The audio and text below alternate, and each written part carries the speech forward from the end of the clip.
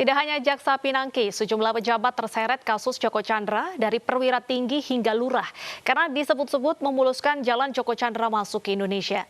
Mereka yang terseret dicopot jabatannya dan bahkan berujung pidana.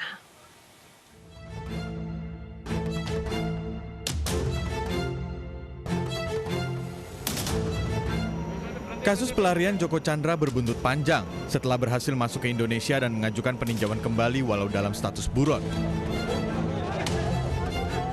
Sejumlah nama pun terseret dalam pusaran kasus Joko Chandra dan berimbas pencopotan jabatan bahkan pidana.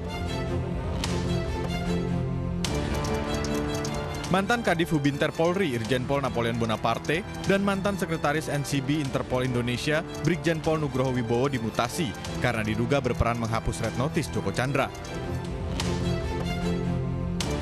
Sementara Brigjen Pol Prasetyo Utomo yang merupakan pejabat di Bareskrim Polri yang menerbitkan surat jalan untuk Joko Chandra dicopot juga dari jabatannya dan ditahan di Mabes Polri.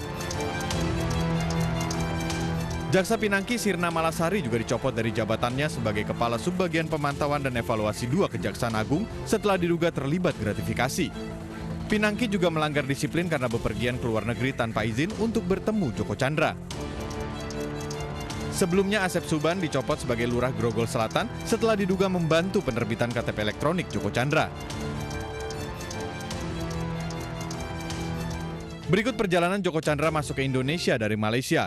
Menurut keterangan Kadif Humas Polri Irjen Pol Argo Yuwono, pada rentang April hingga Mei Anita Kolopaking dan Brigjen Pol Prasetyo Utomo berencana menerbitkan surat jalan dan surat dokter untuk Joko Chandra masuk ke Indonesia pada tanggal 1 Juni. Namun pada tanggal 1 Juni rencana perjalanan Joko Chandra batal. Kemudian antara tanggal 1 hingga tanggal 5 Juni, Brigjen Pol Prasetyo meminta stafnya untuk menerbitkan kembali surat jalan Anita Kolopaking dan Joko Chandra. Tanggal 6 Juni Joko Chandra berangkat ke Jakarta.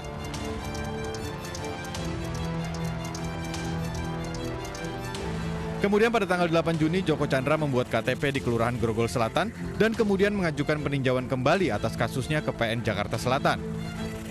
Sore harinya Joko Chandra kembali ke Pontianak dan kemudian masuk ke Malaysia secara ilegal.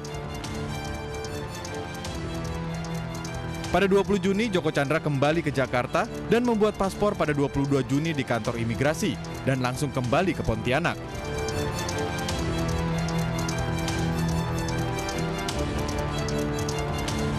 Paspor baru diambil oleh kuasa hukum Joko Chandra pada 23 Juni 2020.